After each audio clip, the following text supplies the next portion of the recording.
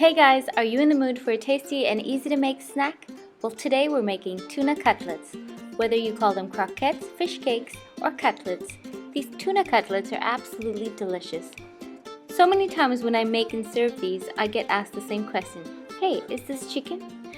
So even if you're someone who doesn't like seafood, I'd say go for these tuna cutlets because you can't really tell. So let's see how to make them. Now first of all, we start by boiling our potatoes. I have 3 large potatoes and I'm going to boil them in the skin. This way they don't get that watery taste. So before we boil them, we're just going to give it a cut all around the center. This helps to peel them later.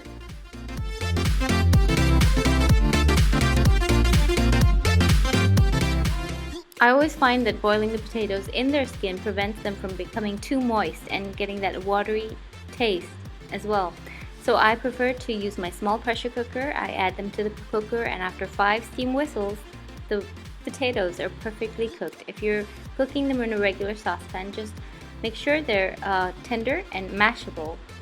So after the potatoes are cooked, I take them out. I do a fork test to make sure that they are in fact tender, or I just pop them back in the cooker. These are perfect, so I'm gonna just rinse them to cool them off and then I can peel them. As you can see, since we made that light incision all around the center of the potato, just a simple twisting action and the peel comes right off.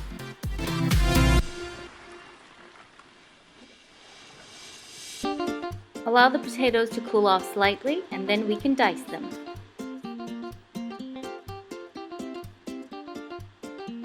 As you can see, the potatoes are well cooked and cooked to the center and they're easily mashable. That's what we need for the cutlets. And if you do notice that they're not quite cooked through to the center while you're dicing them, you can just put them in the microwave for 2 minutes with a splash of water and they will be done. Now we need tuna. We're using canned tuna in oil. I'm using canned tuna flakes in sunflower oil. I find this to be best. I'm using 5 cans of tuna here. 5 cans is 750 grams. And we're going to drain out all of that oil. We are not going to use the oil in the recipe. It's better for flavor not to use the oil in the can. So we're going to add the drained tuna to a large bowl and we're going to lightly marinate it.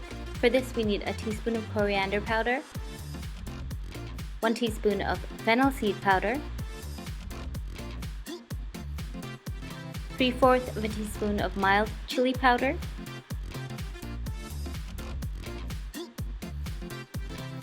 a 1/4 of a teaspoon of turmeric powder,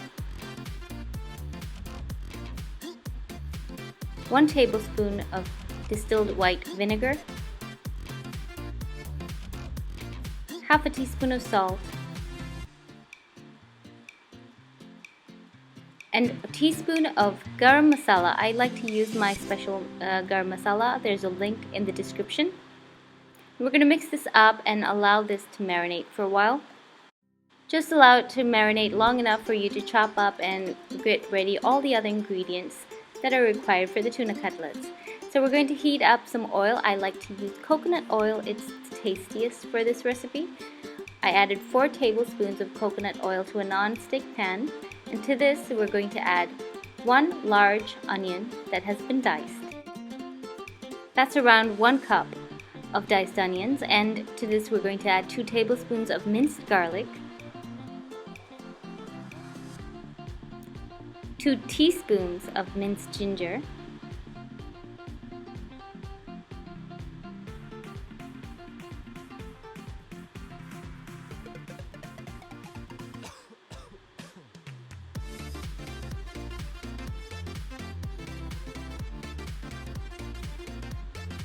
and a tablespoon of green chili that has been finely chopped. You can use mild chilies or hot chilies according to your preference.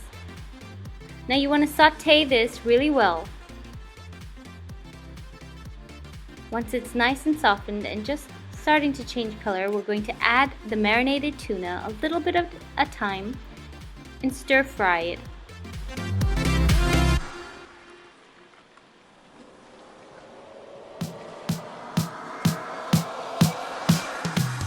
I've turned up my heat to high and I keep stir frying it until all the tuna is used up. Now what you want to do is stir fry the tuna till you see that it's developing a slight golden edge around the sides. You don't want to go too long or the tuna becomes tough and chewy. So as soon as you see slight golden edges, you can add some more spice at this stage.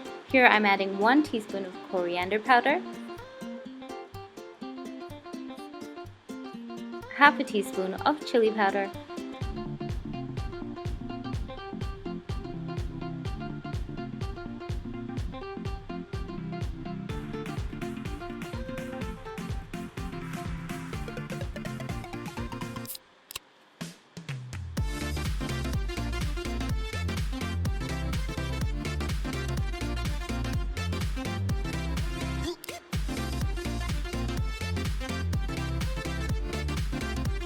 Now the tuna is just about ready.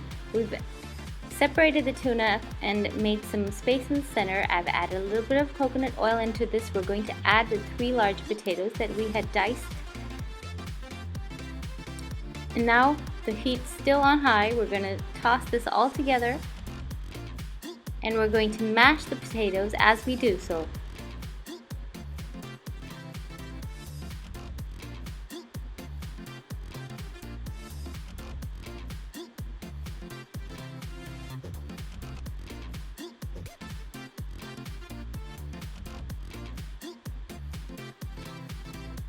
Make sure there are no large and hard chunks of potato in there because it makes it difficult to roll the cutlets into form.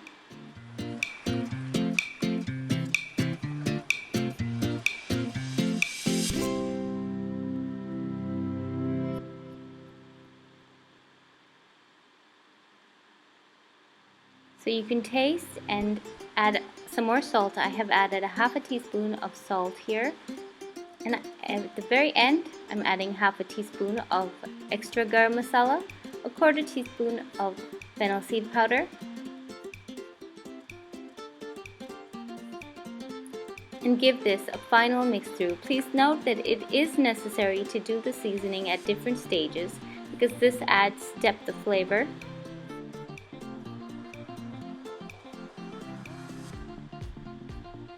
As you can see, we have slight golden edges, but the tuna filling is still quite moist, and that's how it should be. Now here I've turned off the heat now, and I'm going to add a half to 3/4 of a cup of freshly chopped coriander or cilantro. And to get it really mixed through, I like to use a fork as well as a spatula, and this gets the coriander mixed in thoroughly. The fresh coriander is really essential to the tuna cutlets, so don't omit them. So now we can roll them into our tuna cutlet shapes once they're cool enough to handle. So what I like to do is form a smooth ball, not too big. And then once the ball is smooth, you can flatten it into these patty shapes. And that's the perfect shape for our tuna cutlets. Try not to make them too thick or too large.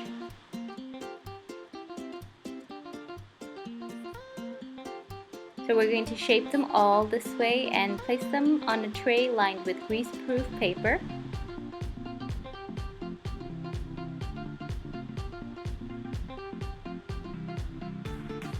If you notice there are any big chunks of potato, try to take them out or mash them because they will make it harder for the tuna cutlets to stay intact.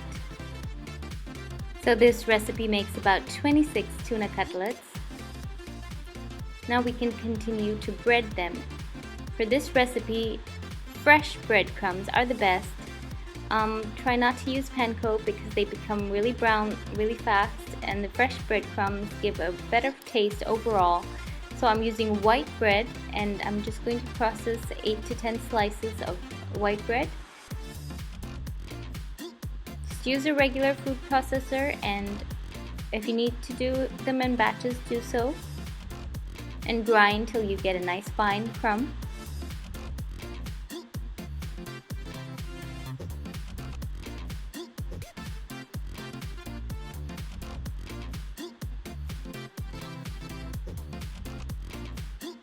And there, our fresh breadcrumbs are ready.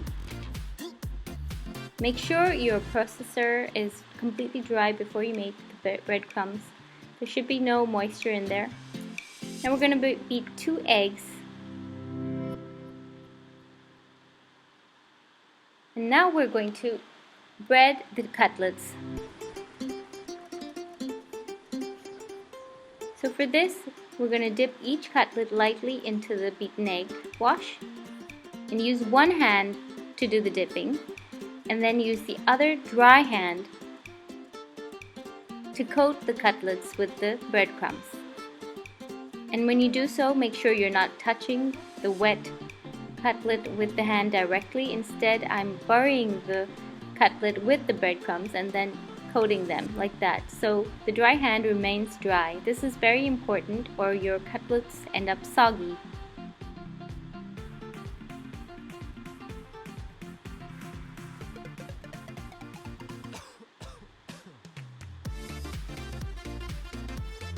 One more time, so I dip with the one hand. I add it to the bowl of breadcrumbs. I cover the cutlet with the breadcrumbs instead of touching with the dry hand. And we coat our cutlets this way. Continue till all of the cutlets are coated with the breadcrumb.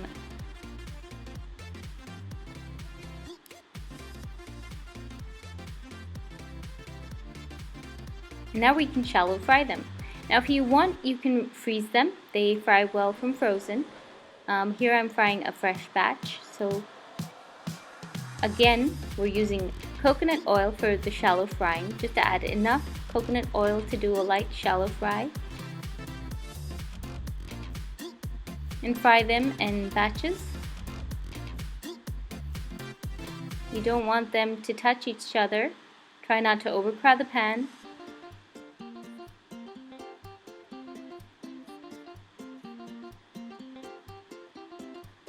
And fry on a moderate sizzle. And it shouldn't be too hot because we don't want the crumb to get brown before the inside is nice and hot, especially so when you're taking them from frozen and frying them.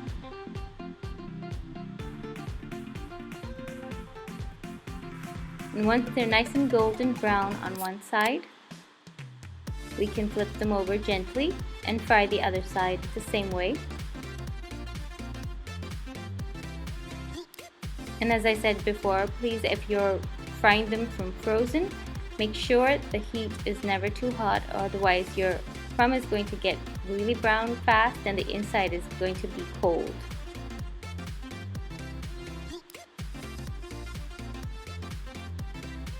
I always freeze a batch of these and they fry great just from frozen. You don't have to thaw them or defrost them, just fry them directly from the freezer into moderately hot oil. Just make sure the oil is never too hot. So here I'm flipping over the cutlets. They're nice and golden brown. They should be a dark golden brown. That's just perfect. And once both sides are done, we're also going to fry the narrow sides by stacking them against each other in the pan. Make sure to fry the narrow sides because this helps the cutlets to be more firm and they don't break up so easy.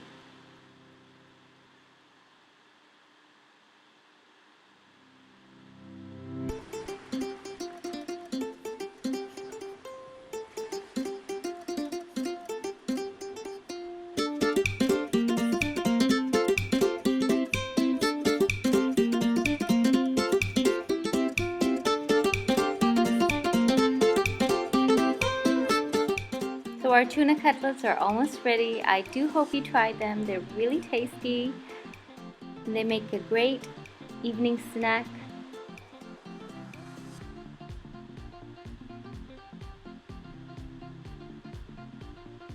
This is a recipe that even kids will enjoy making.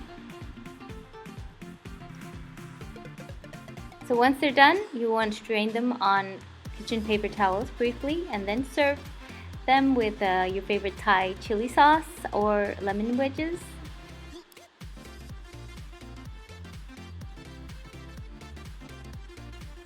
So your tasty tuna cutlets are ready. I hope you give them a try. Hope you enjoyed the video. Thanks for watching. Bye!